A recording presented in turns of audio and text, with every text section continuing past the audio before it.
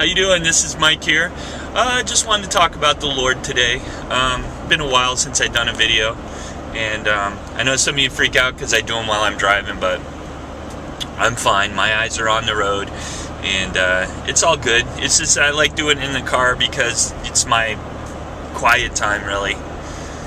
Not home with everyone and not at work, but I'm by myself, so I like it. It's my own quiet time. But anyway, I was thinking, I did some posts on Facebook that, the benefits of knowing Jesus and putting your trust in Him, absolute and total forgiveness.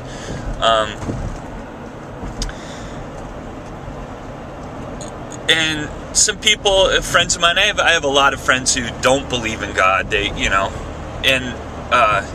it's cool, and it's always, it's always like a struggle to try to get across what I know in my spirit about God to people that don't believe in God. And it's frustrating because, I love those people, and they love me. We disagree on God stuff, that's all. But it's like it says in the Bible, you can't know the mind of man, what's in the mind of man, unless you're actually that person. You can learn about somebody, you can know them as a friend, know them for years, but you can't really know them unless you're inside of them. Unless you have their mind, you can't really understand them.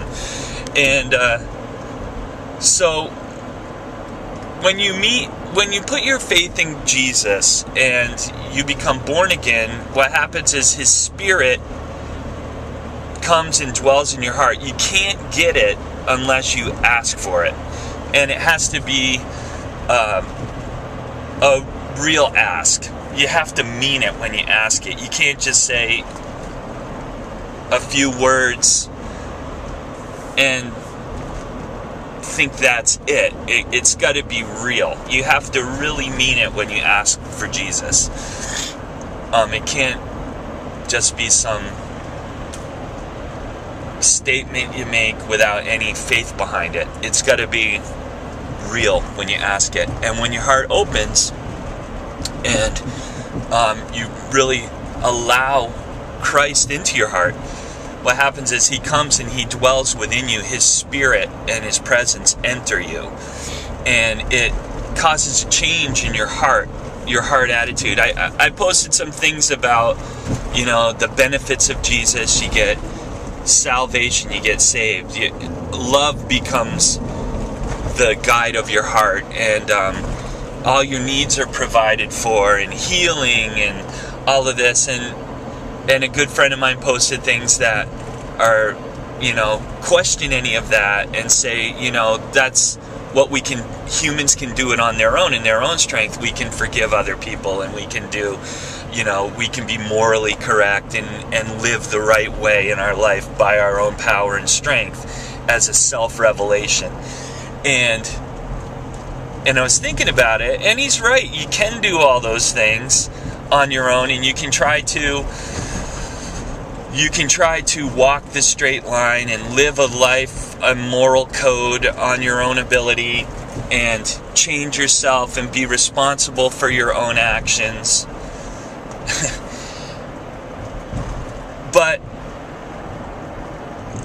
at the same time, it's impossible to change your core nature, the nature that we're all born with. You put two kids together that are, say they're 2 years old, and you put one toy in the middle of them, they're both going to fight and whine and try to get that toy. Believe me, I have kids. I know what I'm talking about. Even though I wouldn't just put one toy in the middle of them. But anyway, so that's our nature. That's the core of us. We're born into a nature that is sinful. It's natural for us to be sinful because that's how we were created. So even as hard as you try without God to walk a moral code of right and wrong, you still will stumble and fall because it's impossible for you to walk a perfect walk. I don't care how much you try and say, okay, I'm morally right. There's still parts of you that are morally wrong. You can try to argue that all day long, but it's true. Your thought process, the things you think about in the secret place, come on, man. It's impossible. That's why we need Christ. What God does is, mankind, when you finally come to the revelation that you cannot do it on your own, when you finally get rid of your pride and your self-God attitude, because you're making yourself God, and realize that we were not created to do it on our own.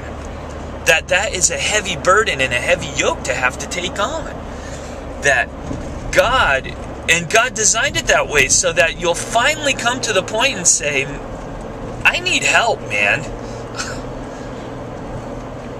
And you'll call on him. And then what he does is, when you call on him from a broken spirit, an open heart to be able to receive him, that he sends his spirit within you.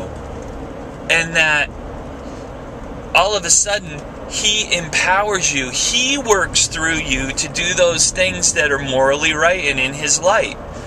He does it in you. Because without God, what's even the point of being morally right? Who would care? If there's no God, there's no consequence. What's the point?